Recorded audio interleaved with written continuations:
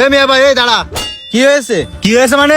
আমি যে 5টা বছর বিদেশ করেছি, এই 5টা বছরের কমসে হোক তোর কাছে 40 লাখ টাকা পাঠাইছি। সেই 40 লাখ টাকা দিয়ে তুই হাওয়া খেয়ে বেড়াইছিস, ফটি পাঠান করে বেড়াইছিস। আজকে ওই টাকা দিয়ে নিজের জন্য বাড়ি করতেছিস, তাই না? নিজের বেলায় 16 আনা আর আমার বেলায় 4 আনা না?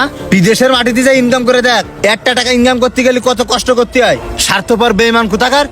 এই চুপ কর, তুই কাজ সামনে দাঁড়ায় কি করছিস? তোর মাথায় কোনো হুঁশ জ্ঞান আছে? সব ভুলে গেছিস? রানা থাম ভাই। আরে থামবো মানে? ও কি অতীত ভুলে গেছে? বিদেশ যায় ওর টাকা পয়সা হয়ে গেছে, এই জন্য কি আপনার সাথে বিয়াদবি করবে, তাই না?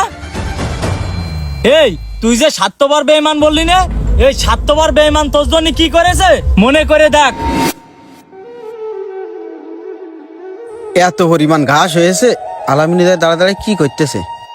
ওই ড্রেন দিয়ে কিন্তু পানি বের হয়, ওই ড্রেনটা ভালো করে বাইন্ধে দিস। আচ্ছা দিচ্ছি। পানি বেরোবে মানে ড্রেনে কত নাকি? ভালো করে বেঁধে দিচ্ছি। তুই ওইদিকে মেশিং এর খেয়াল রাখিস, মেশিন যেন বন্ধ না হয়। আমি ড্রেন বেঁধে ঠিক দিচ্ছি। আছে ঠিক আছে, তুই বাড়ি যা, মেলা রোদ পড়তেছে। আমি স্যালো মেশিনটা বন্ধ করে তারপরে আসতেছি। আচ্ছা ঠিক আছে, যা তালি। তুই যত তাড়াতাড়ি পারিস বাড়ি আয়, বাড়ি এসে খাই নে।